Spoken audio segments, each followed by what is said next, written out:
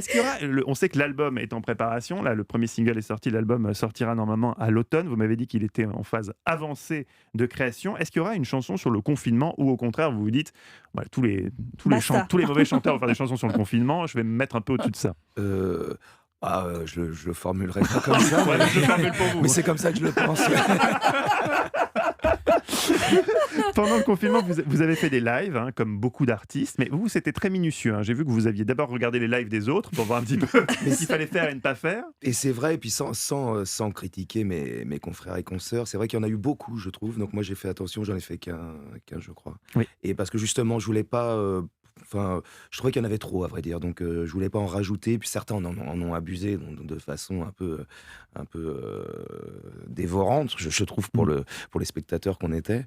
Mais en plus, plein de gens faisaient aussi de la musique, des gens qui n'étaient pas forcément musiciens professionnels. Et je trouve que ça, c'était vraiment. C'était une sorte de fête de la musique, ce C'était confinement. super, quoi.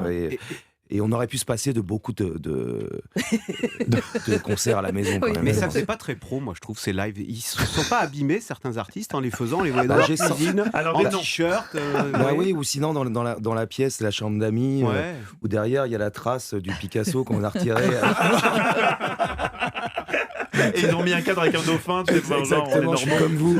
Avec cette fausse proximité d'Instagram, je trouve que certains en ont abusé, et ça, je trouve ça un peu malsain. Il y a un côté qui me déplaisait un peu. Et certains artistes nous disaient aussi que c'était plus stressant finalement de jouer comme ça, peut-être dans des conditions aussi techniquement compliquées, mais surtout face à un public invisible qui, donc du coup, ne réagit pas, n'applaudit pas, sinon par des tweets. Vous, c'était quand vous avez fait votre live, c'est intimidant ou c'est pas stressant finalement par rapport à un vrai public? C'est assez intimidant. En plus, il y a les commentaires qui défilent, donc on lit un peu en même temps, ça mêle un peu les pinceaux.